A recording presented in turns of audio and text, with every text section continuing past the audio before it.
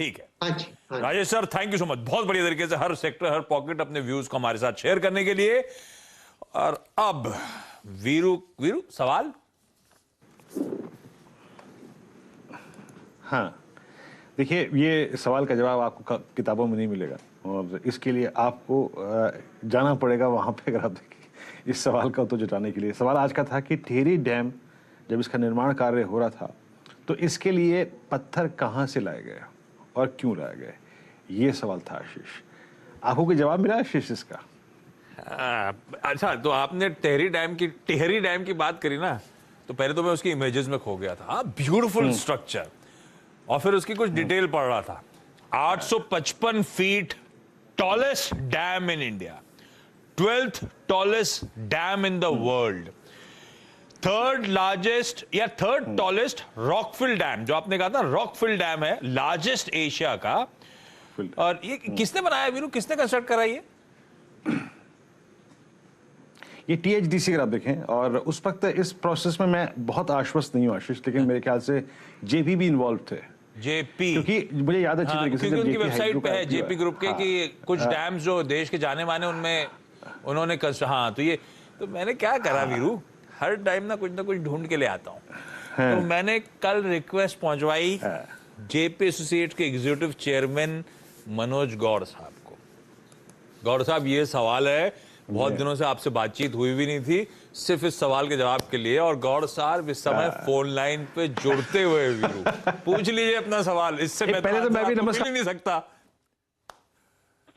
नमस्कार, मनोज बोल रहा हूं मैं। Gaur sir, thank you so much जुड़ने के लिए। ये वीरू कुछ उटपटांग सवाल पूछ देते हैं गौर सर, वो मिलता भी नहीं है, तो मैंने कहा आपसे रिक्वेस्ट करें। गौर सर, ये जो आपने टिहरी डैम बनाया था, इसके लिए रॉक्स कहां से आए थे और कोई स्पेसिफिक रीजन था वहां से रॉक सोर्स करने का, क्या कहानी थी सर? अभी मैं आपको सुन रहा था। First of all thank you so much, नमस्कार कि आपने याद किया जेपी एसोसिएट्स को जब आप एक बहुत बड़े डैम के बारे में बात कर रहे थे। मैं टिहरी डैम के बारे में बताने से इसलिए बताना चाहता हूँ, आपने बहुत अच्छी न्यू इन्फॉर्मेशन निकाली। ये वाकई में वर्ल्ड का 4th लार्जेस्ट रॉकफिल डैम भी है, और हमारा सौभाग्य है कि डैम हमने बनाया है for Tehri hydro development corporation के लिए। और ऐसा है कि जो सिविल इंजीनियरिंग की जब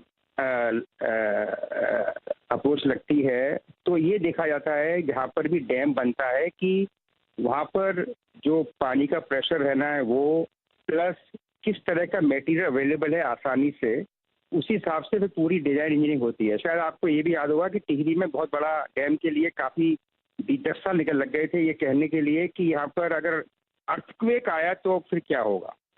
तो इसीलिए रॉकफिल डैम की प्लानिंग हुई कि अगर अर्थक्वेक कभी आता है तो रॉकफिल डैम अपने आप को एडजस्ट कर लेता है बनस्पति कंक्रीट डैम के, जो थोड़ा रिजिड होता है। इसमें 4 तरह के मटेरियल लगे थे इस रॉकफिल डैम को बनाने में। इसमें जो आपने कहा पत्थर कहाँ से आया, उसको हम 2 तरीके से यूज करा हमने। एक था फिलर मटेरियल की तरह, वो करीब 1.4 मिलियन आया। रिपरैप मटेरियल वो 2.7 मिलियन आया। और ये जो फिलर मटेरियल था, ये एक 3 से 5 किलोमीटर पर टिहरी डैम से एक क्वेरी थी, उसका नाम था कोटी। और जो रिपरैप मटेरियल आया वो करीब 2.7 मिलियन आया, वो करीब 22 किलोमीटर से आया। उस क्वेरी का नाम था विलेज में असना। लेकिन जो बहुत इंपॉर्टेंट आपको बताना चाहता हूँ, व्यूअर्स को बताना चाहता हूँ, कि जो शेल मटेरियल जिससे कि इसकी इम्परवियस कोर, वो कोर जो उसमें कि पानी को संभालती है, वो करीब 18.6 मिलियन 1.8 करोड़ क्यूबिक मीटर वो लगाया गया, कॉम्पैक्ट किया गया, वाइब्रेट किया गया, उसकी स्ट्रेंथ लाई गई। वो आया कोटी एंड दोबाटा गांव से, जो कि करीब 3 से 5 किलोमीटर था टिहरी डैम से। ये है सर मेजर इन्फॉर्मेशन। वीरू, अब बोलिए, इससे बेहतर आंसर है आपके पास आपके सवाल का?